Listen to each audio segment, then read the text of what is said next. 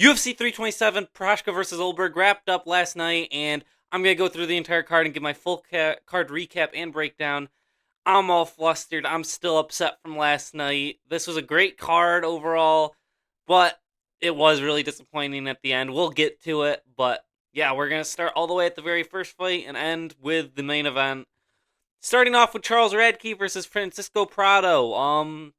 I got this one right. I said that Charles Radke was going to win, um, and that he was going to beat Francisco Prado. I thought it was going to be a little bit easier than it ended up being, or not that it was too difficult, but Prado looked good, strong on the feet, um, and was landing good shots, but was not able to do enough to fully take care of Radke. I think he hurt him in the first round. Then Radke used his grappling very well. And then would also land good shots when they were on the feet. He would be landing good shots. Ends up getting the decision win. Also, I believe Prado had a point deducted for an eye poke because he was warned by Mark Goddard to not put your fingers out. And then he got a eye poke that was really bad. He just like shoved the finger fully in there. Um, and yeah, Prado loses correctly.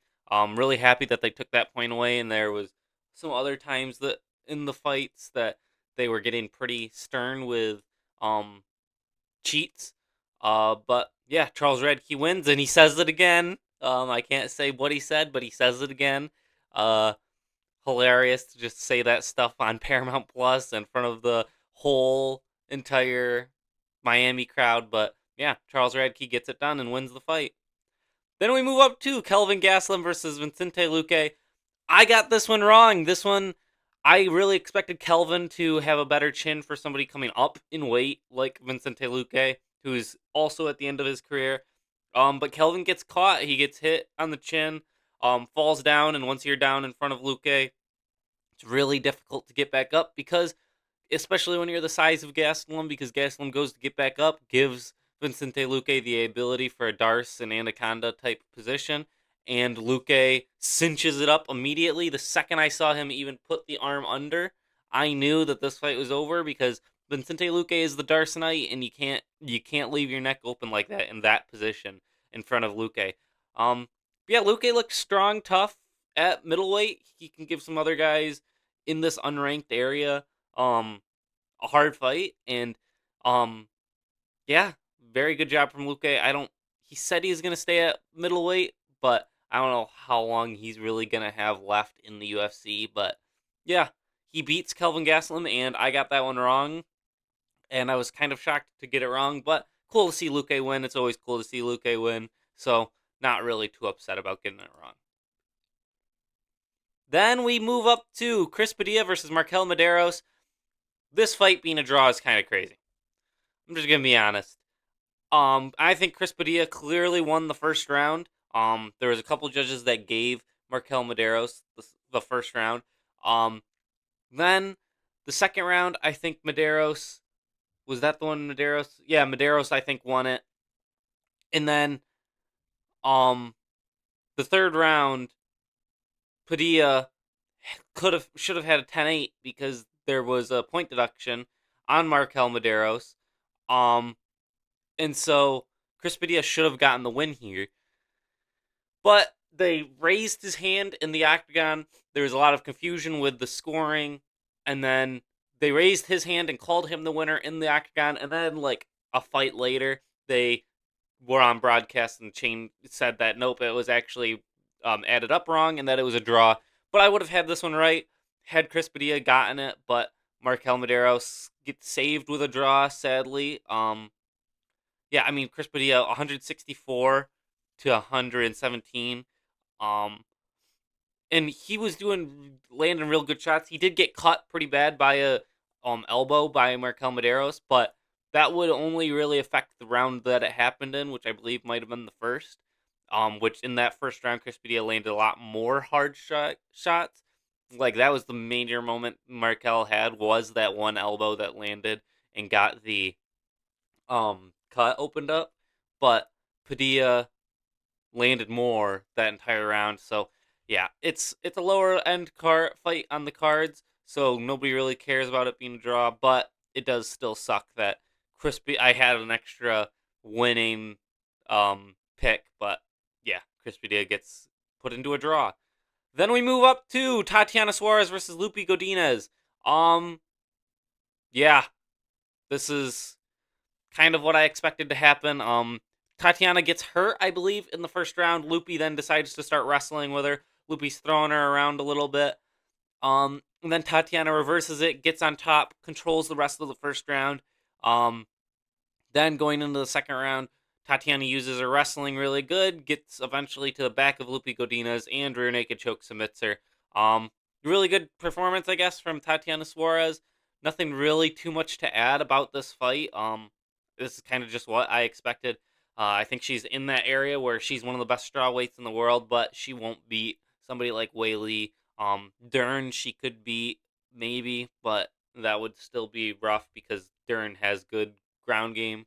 Um, but yeah, Tatiana Suarez wins. I don't know what they do with her next. But they gotta give her somebody probably a little lower still. But yeah, Tatiana Suarez wins by a second round submission. And women's MMA, low key, some of these fights have been getting pretty interesting. We had this, we had the Macy Barber one. We've had a couple in the past couple weeks that were like, oh wow, yeah, wow, they just slept her, or oh, that's a crazy submission. So you know what? Props to women's MMA. It's doing a little bit better this past month than it has been in the past. Then we move up to Mateusz Gamrot versus Esteban Ribovic. I got this one wrong. This one I thought Ribovic was going to be able to defend some of the takedowns better and land some shots. He didn't really throw too much on the feet, and then Gamrot was able to eventually get him to the ground each of the 2 rounds and hold him there. Because Gamrot, well, yes, him as he's respectable as the fact that he gets in there, he fights anybody, anytime, always. That's what makes him likable, not his style. His style, he is not really entertaining at all. Ribovic did great with trying to get up at least in moments, but that was really it. He didn't land too many great shots. He kept throwing kicks and he overthrew, got himself into a takedown, and then Gamrot eventually got to an arm triangle, was choking him, and while he was mid doing it, the ref comes over. Ribovic has his whole arm like this trying to defend, and he has his other arm here, and the ref just rips his arm around and like slings it around trying to see if he's awake. And Ribovic is like, I'm good, I'm good. And then like 3 seconds later, he taps. So I don't know if Ribovic was trying to set his arm into something um to try and survive it, and then it just got ripped out. But I doubt that's what happened, because if that was something the ref did, then the ref would have needed to be fired on the spot. But yeah, Mateusz Gamrot submits Esteban Ribovic. Ribovic, I think, will be back, but he's just got to work on that ground game. He's one of the most entertaining fighters in the world. Gamrot, honestly, if Armin's not going to take a fight against like a Benoit Saint-Denis or something, which is Benoit scheduled for a fight? I don't know if he is right now.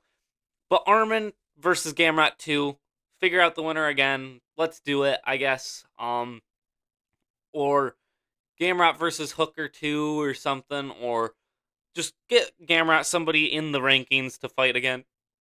Because they had him fight like Ludovic Klein, and then had him fight Charles Oliveira, and then had him fight Ribovic. Like, give him somebody in the rankings that he can maybe try and upset a win on with like an Armin or something.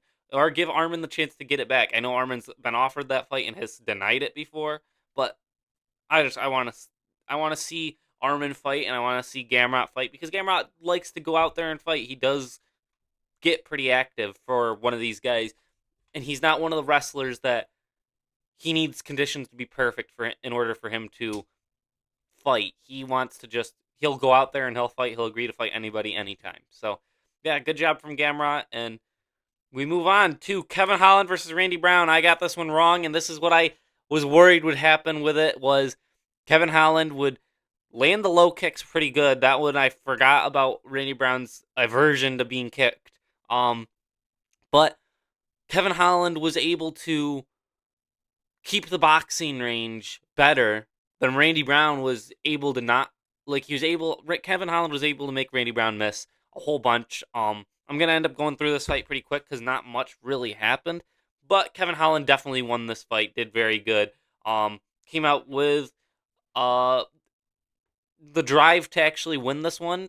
And had cinched up a Darce at one point, and I thought, oh my god, it's done. I thought it like the same thing with the Luque fight, but nope. Randy Brown ended up getting out of it, and then the second they were back on the feet, you could notice Randy Brown had zero gas whatsoever. From that choke, Kevin Holland just kept up the little bit of pace and would get backed up, but would still land. Randy Brown wasn't really landing anything. Yeah, Kevin Holland wins the decision. Good job from Kevin Holland. Excited to see what they do with him next. Hopefully he fights pretty soon because Kevin Holland fights a lot, and I want to keep seeing him fight a lot. So yeah, good job from Kevin Holland. Randy Brown, he's got to work on his legs, I guess, because he gets leg kicked, and it's like, oh my god, the fight's already over for him. Then we move up to Patricio Pitbull versus Aaron Pico.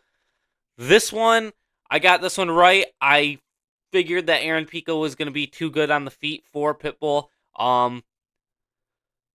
Pitbull looked good-ish in the first round. I see people being like, "Oh, Pitbull was amazing in the first round. He was classic Pitbull performance in the first round." Pitbull was doing okay in like the first half of the first round, but Pico was doing better.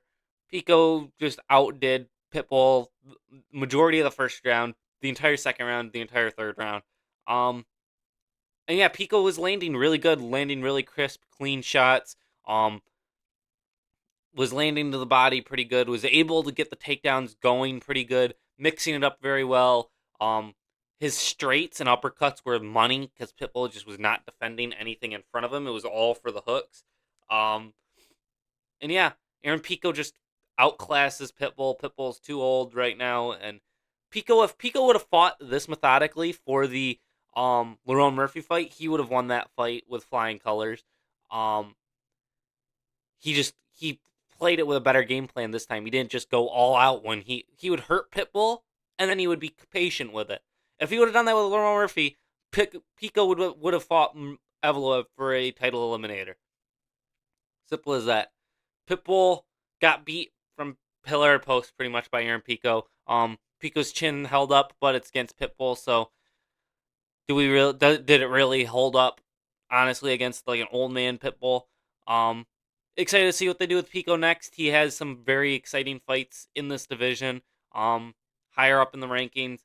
I've got a weird, strange, suspicious feeling they're gonna try and do Kevin Vallejos versus Pico. I hope they do not, because that would ruin one of our prospects. Most likely would ruin Pico, because Kevin Vallejos is so good. But let's keep two prospects. Let's have them fight two other higher end ranked fighters. And yeah, Aaron Pico beats Patricio Pitbull in a pretty good fight. Then we move up to Cub Swanson versus Nate Landwehr. Perfect from Cub. Perfect retirement. One of the best retirements we've had in the UFC. This one and the Robbie Lawler one, I think, are the two best retirements we've had. Because we went into it knowing they're retiring, knowing they're done, and they go out and they finish their opponent in the first round in beautiful fashion. This one, though, it was almost more sweet than Robbie's. Robbie's was amazing, beautiful, just was perfection. This one was more of a fight than Robbie's was. This one, Cub had to drop Nate like 2 or 3 times. Nate literally, landed 15 shots. I don't even think that's right. I think he landed maybe 5. Cub just landed great, was yelling in the face of him, would knock him down, put his arms out like he does. And yeah, Cub was great out there. I think this is the picture. Yeah. Cub drops him at the end, just drops him completely, puts his arms out again, and then Nate, I thought for a second, oh, it's a little early, but then Nate trying to wrestle Herb Dean proved that nope, it was not late. He did it on time, and Cub Swanson gets a knockout, 2 back-to-back, where he knocks the guy down and puts his arms straight out and just like, look at, I did it. Who could have thought? And yeah, Cub Swanson, amazing performance by him. So happy with it, and yeah, Cub's retired. Cub's gonna be gone. Sucks to hear because he's always in amazing fights. The Doohu Choi fight, the Quarantillo fight recently. This performance here, some of his old WEC ones, his Holloway fights, his Oliveira fights, his Poirier fight. He's been in so many fun fights, and you gotta love Cub. You can't help but love him. It's gonna be cool to see him as a coach more, but yeah, good job, Cub Swanson. Amazing performance and amazing knockout to go off into retirement with. Then we have Dominic Reyes versus Johnny Walker. I'm gonna get through this one real quick because this one was boring. And I want to have more time to talk about the next three fights because they're all three fights I really, really care about. This fight was, uh, really, it was, Dominic Reyes wins this fight. I believe he won this fight. Johnny Walker, really, the only thing Johnny Walker landed of note the entire fight was leg kicks that Reyes was not really reacting to. Like, he would move, but he was not reacting hard to most of them. And Dominic Reyes just would land 2 shots, 3 shots better in with like distance strikes. He would land like 2 or 3 more around or land a head kick that had a loud sound in like 2 other rounds and stole the fight for himself. And yeah, I believe Dominic Reyes did win this. I did pick Reyes to win this, but I did not expect for it to be like this. They were both so worried about getting knocked out that they did not want to really throw with each other. And yeah, Reyes didn't get an interview because of this went the distance, and it was such a boring fight. It almost deserved. I love Reyes, but this was not the way you want to see him win. You wanted to see him slime out Walker, but yeah, this happened. Reyes needs another fight. If he can fight like a Jamal Hill or a Khalil Roundtree or somebody like that, they're gonna give him somebody a little bit higher because he was number 10 in the world. He just won. Give him somebody a little bit higher, most likely, and then or well, Bogdan Guskov versus Jan is happening, so maybe the loser of Guskov Jan or something. But he can keep trying to go for that title shot that he was talking about, but I don't know if it's ever going to happen anymore, sadly. Dominic Reyes wins 3-round split decision that I do believe he ended up winning. Then we move up to Curtis Blades versus Josh HOKIT. This is one of the best fights of all time. It won fight of the night, obviously. Josh HOKIT wins. I get this one wrong. This fight was close. Curtis Blades could have won this if the judges had seen a little bit more of what I had seen, but I do agree with Josh HOKIT getting the win. I do think there is a world where Curtis Blade wins this. HOKIT was game. They were both game.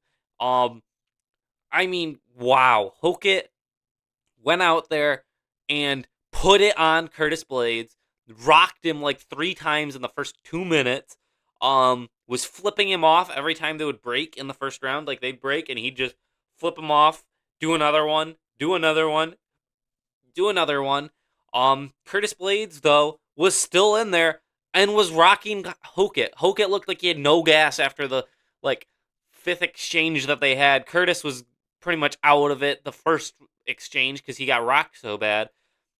And then they keep dropping each other, keep hurting each other. In the first round, super great. Then we go into the second round, even better. They just keep rocking each other, keep hurting each other. HOKIT puts it on Blades real hard, and they keep rocking each other, and it's a real close second round. The first round I would give to Blades.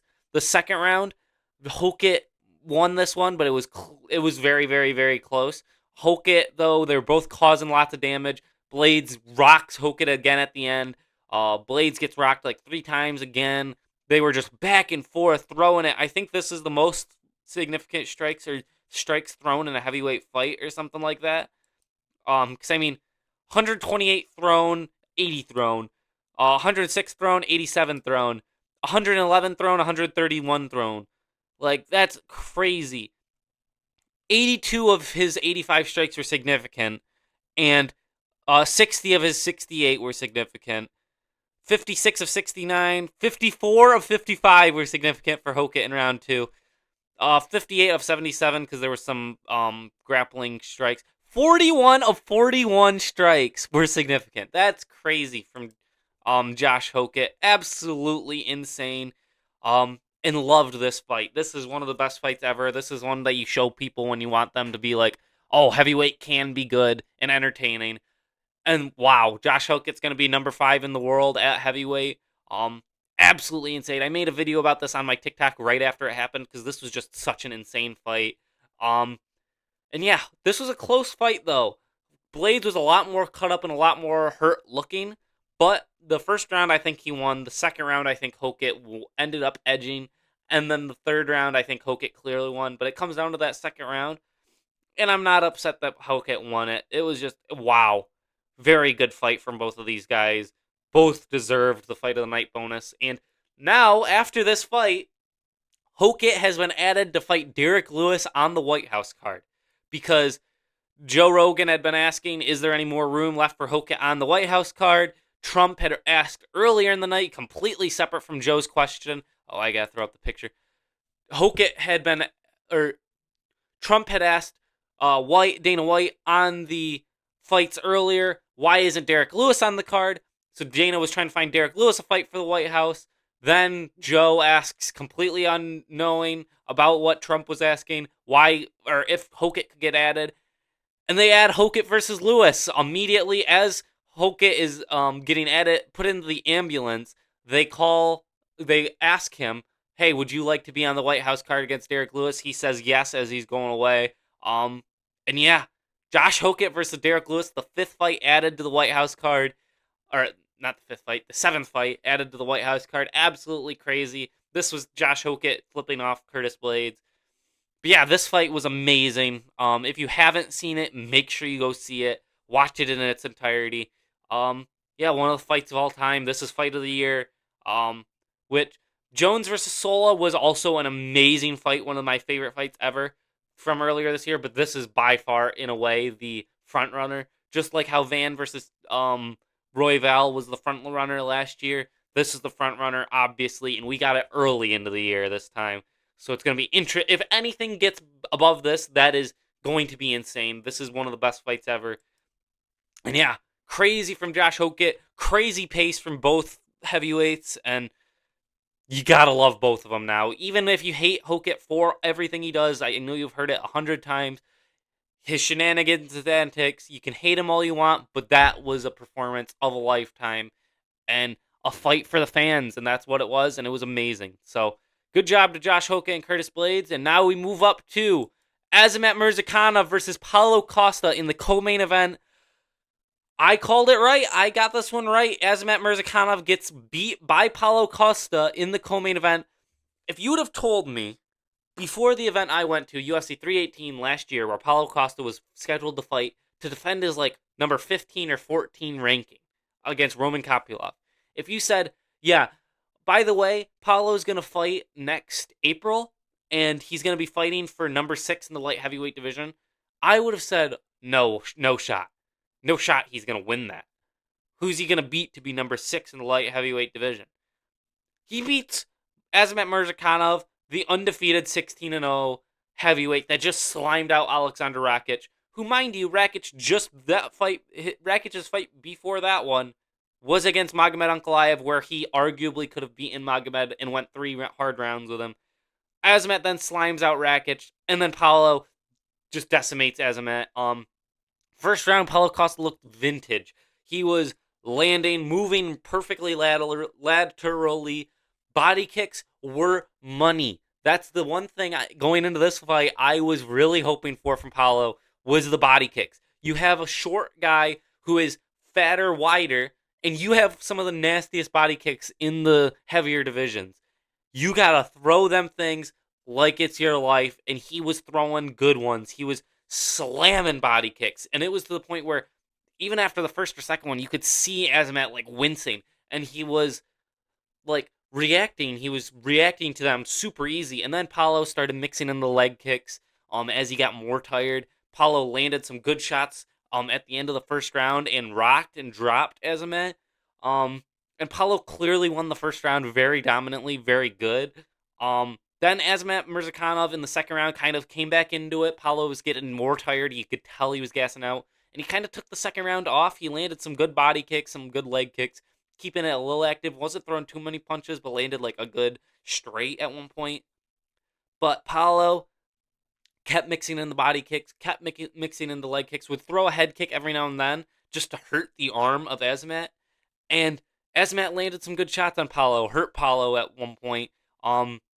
and won the second round for himself, as Matt clearly did. Going into the third round, I was worried because Paulo had to go out there and win this round while he was tired, and Azamat was looking a little bit better. But Paulo comes out, and he's got a new breath of fresh air because I'm guessing he took the second round off more for being tired and conserved his energy. Comes out in the third round and slings head kicks at that arm of Azamat Murzakanov. In the first one he throws, you literally see Azamat's whole body shift like this just from the head kick hitting on like the wrist area and the arm area because it like fully like boom right across the entire arm. Sorry if that sounded pretty quiet, but across the entire arm of Paulo or of Azamat, and Paulo hurt him. Like he hit him with concussive force to the head. Like this whole thing, like it pushed his head and it hurt his head. But he hurt that arm bad. Like that arm, I'm guessing it's broken or fractured or something. And Paulo threw like 3 more head kicks to it. Then would throw body kicks, like gunshots to the stomach. Leg kicks were working crazy good for Paulo. And then Paulo lands a head kick on Azamat Murzakanov, and Azamat literally, like, you could see he's dazed, and he like, oh, and he falls to the ground. He like turns his back, goes to the ground, and Paulo Costa beats undefeated 16-0, number 6 in the light heavyweight division, by a head kick. And absolutely crazy. I don't know what they're gonna do with Paulo. Paulo said he's got to talk with Hunter and Dana and all them about what's gonna happen next. Because Paulo, I mean, yeah, this is the head kick. Look at that. Just boom. He landed like 3 or 4 different head kicks in that third round. Absolutely amazing from Paulo. But he said he's got to talk with Hunter and Mick Maynard and Sean and Dana about what he's going to do next.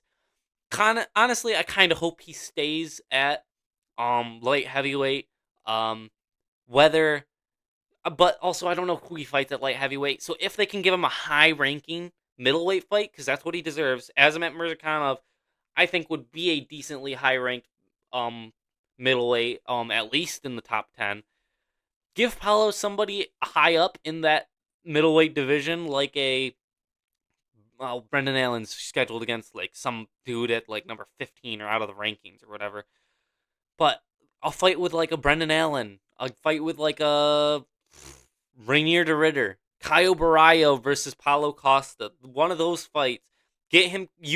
If Sean Strickland versus Hamzat is gonna be a crazy fight, like back and forth wise, Paulo versus Hamzat will also be.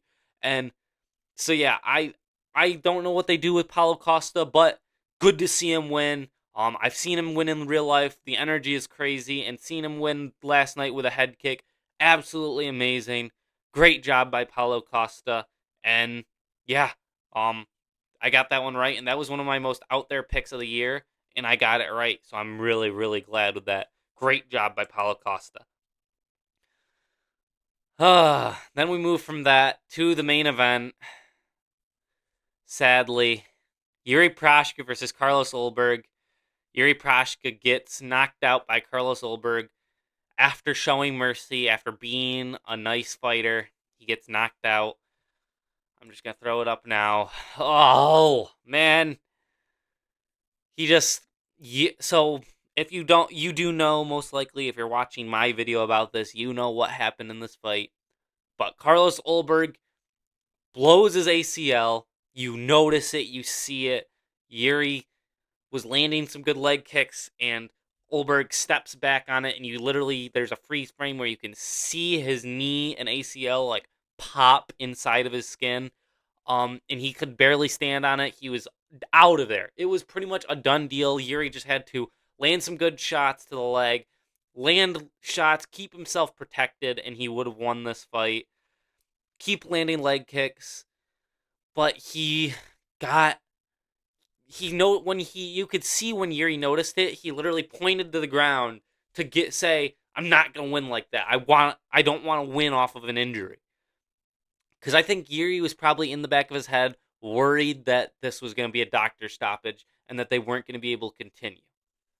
Which, in a title fight, you gotta do it. Joshua Van celebrated like he had destroyed the world when he beat Pantoja off of that injury because you get to be a world champion. if you win this fight.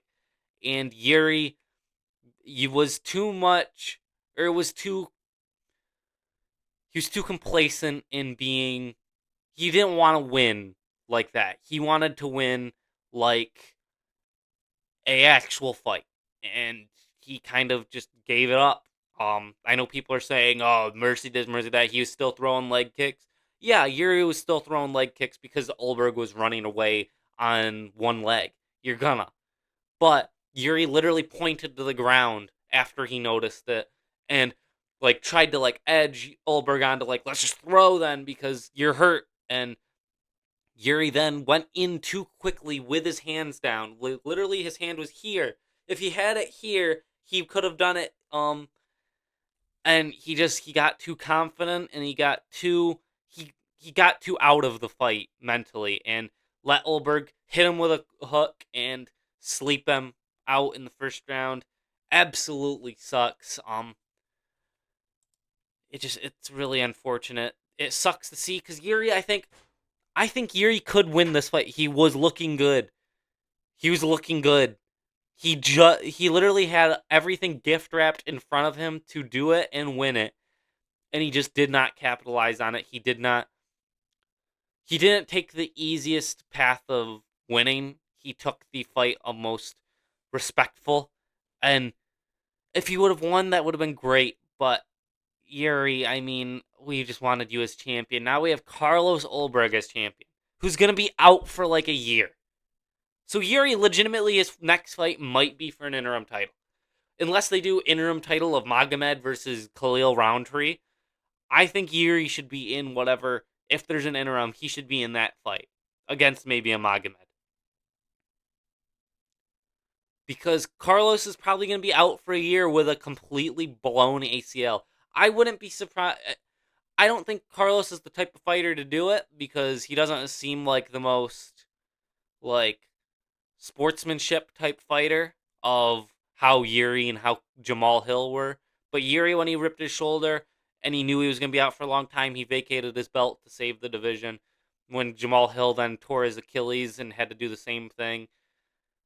Carlos, maybe if it's going to be like, oh yeah, he's not fighting until like 2027, maybe he should vacate it or ask them to do an interim for him because that's a bad injury. And yeah, Yuri, I wanted Yuri to get back in there. I want him to get in there with Magomed Ankalaev or somebody and try and get an interim title shot or get right back into that main event against the Carlos Ulberg. Get that title because he could have won it. The first round, the way it was going, it was Yuri was doing good. He was landing good shots, landing good leg kicks. He had the ability to win it, and it just sucks to see. Like, this hurts more than when I saw Topuria knock out Oliveira. And Oliveira is my favorite fighter. Yuri's one of my favorite fighters. And this one, it sucks because he had it right there. He had it gift wrapped.